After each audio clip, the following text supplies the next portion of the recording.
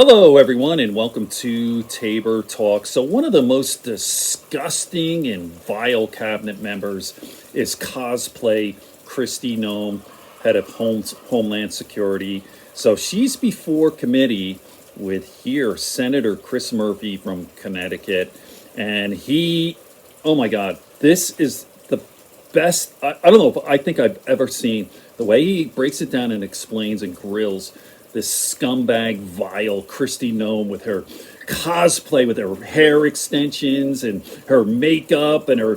This lady is the most disgusting thing. I call it a thing. Like, you are so vile and gross and evil, I might say. You're an evil lady. So, obviously, Chris Murphy, much more eloquent than I. Watch this clip and I'll talk afterwards. It's 6 minutes long and it's brilliant of this immoral, illegal immigration thing they're doing, sending innocent people without due process, even if they are guilty, no due process, unacceptable. Watch this. And by the way, they're running out of money. That's why they're here. Watch this. Chris Murphy, Kristi. Your department is out of control. You are spending like you don't have a budget. You're on the verge of running out of money for the fiscal year. You are illegally refusing to spend funds that have been authorized by this Congress and appropriated by this committee.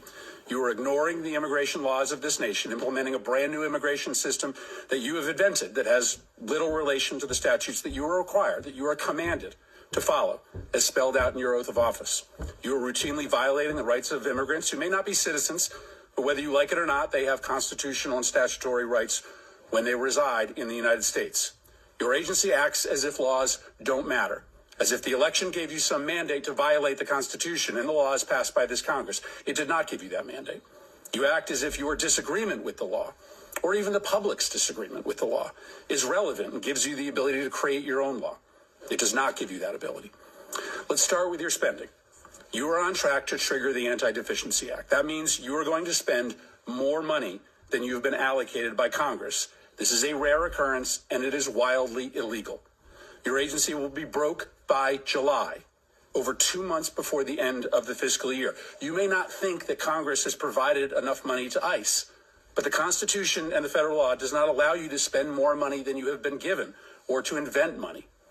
And this obsession with spending at the border, as the chairwoman mentioned, has left the country unprotected elsewhere. The security threats to the United States are higher, not lower, than when Trump came to office. To fund the border, you have illegally gutted spending for cybersecurity. As we speak, Russian and Chinese hackers are having a field day attacking our nation. You've withdrawn funds for disaster prevention. Storms are going to kill more people in this country because of your illegal withholding of these funds. Your myopia about the border, fueled by President Trump's prejudice against people who speak a different language, has shattered many of this country's most important defenses. Now let's talk about the impoundments.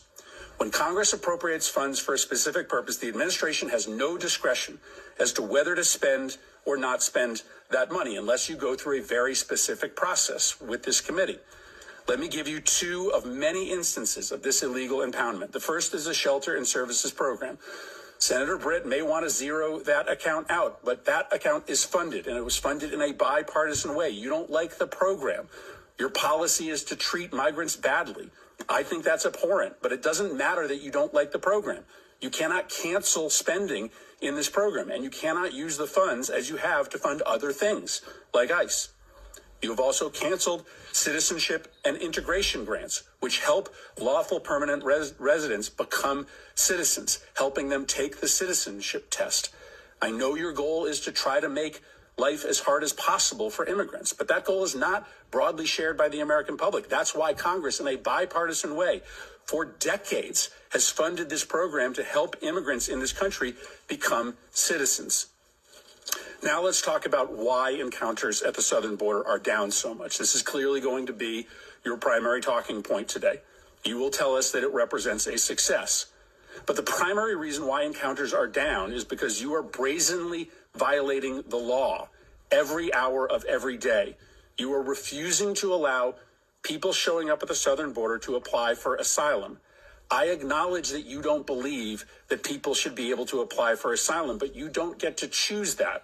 The White House doesn't get to choose that. The law requires you to process people who are showing up at the border and who claim asylum. Why? Because our asylum law is a bipartisan commitment, an effort to correct for our nation's unconscionable decision to deny entry to Jews to this country who were being hunted and killed by the Nazis. Our nation, Republicans and Democrats, decided, wrote it into law, that we would not repeat that horror ever again, and thus we would allow for people who were fleeing terror and torture to come here, arrive at the border, and make a case for asylum. Finally, let's talk about these disappearances. In an autocratic society, people who the regime does not like are people who are protesting the regime. They are just often picked up off the street, spirited away, sometimes to open-ended detention. Sometimes they're never seen again. What you are doing, both the individuals who have legal rights to stay here, like Kilmar Abrego Garcia, or students who are just protesting Trump's policies, is immoral. And to follow the theme, it is illegal. You have no right to deport a student visa holder with no due process simply because they have spoken in a way that offends the president. You can't remove migrants who a court has given humanitarian protection from removal. Now, reports suggest that you are planning to remove immigrants with no due process and send them to prisons in Libya. Libya is in the middle of a civil war. It is subject to a level 4 travel advisory, meaning we tell American citizens never to travel to Libya. We don't have an embassy there because it is not safe for our diplomats. Sending migrants with pending asylum claims into a war zone just because it's cruel is so deeply disturbing. Listen, I understand that my Republican colleagues on this committee don't view the policy the way that I do. My Republican colleagues don't share my level of concern for the way that this administration treats immigrants. That's fine. But what I don't understand is why we don't have consensus in the Senate and on this committee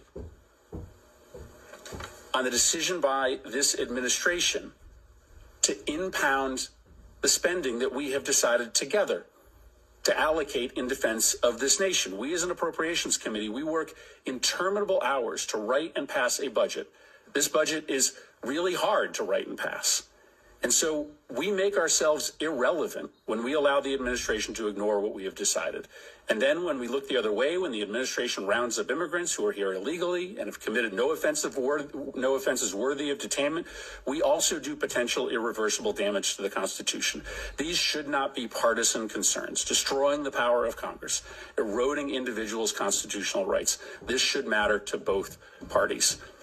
Okay, there you go. Thank you so much, Senator Chris Murphy. That was brilliant.